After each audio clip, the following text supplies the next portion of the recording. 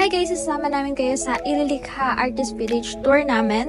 This is our first day in Baguio and ito yung pangalawa sa pinuntahan namin dito sa Baguio. So, malapit lang to sa Session Road, walking distance lang. And sobrang ganda ng place na to.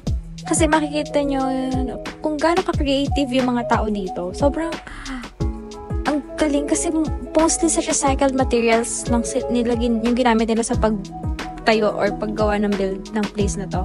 So, yung design niya, hindi pilit. Kasi, hinayaan nila na mag-blend sa nature yung place. Parang, hindi nila pinasunod yung structures, kundi sila yung sumunod dun sa nature. Ewan ko kung nagets nyo, pero yun. So, sa loob, sobrang daming art spaces, ang daming local food stalls, di ko na lang na-video yung iba, and mga small business na nagtitinda ng mga souvenirs or local products na pwede nyo bilhin para may souvenir kayo dun sa place na to. Like this, meron silang dito pwede kayo mag-customize ng mga products or bracelets, ganyan. And then, ayan, pababa kami dun sa susunod pa na floor. Dito nyo mas makikita or ma-appreciate yung place kasi makikita nyo yung kabuuan ng place. So, ayan, bago kayo makapunta doon, bubungad sa inyo itong souvenir shop na to. Pwede kayong bumili dito para may pasalubong kayo sa mga gusto nyo pasalubungan. Ayan.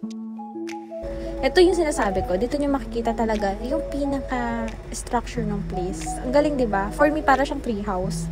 Tapos, ayan, sobrang galing. Puro ang galing. Ang ganda kasi. Hindi ko na alam. Hindi ko lang sasabihin ko. Dito meron naman ding nagawa ng portrait sketching. Pwede kayo magpa-portrait dyan. Pwede kayo magpa-sketch. Kung gusto nyo mag-uwi ng portrait sketch. And then, meron din dyan na mini theater. Diba? Ang ganda. Kasi magpasok mo. Ang galing.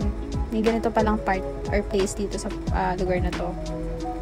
May mini theater pala sila. After that, ayan, hamanap na kami ng food. And ang sarap ng mga foods dito. So, ayun lang. After yun, umalis na kami. Punta na kami ng Sky Ranch. So, next video na lang yun.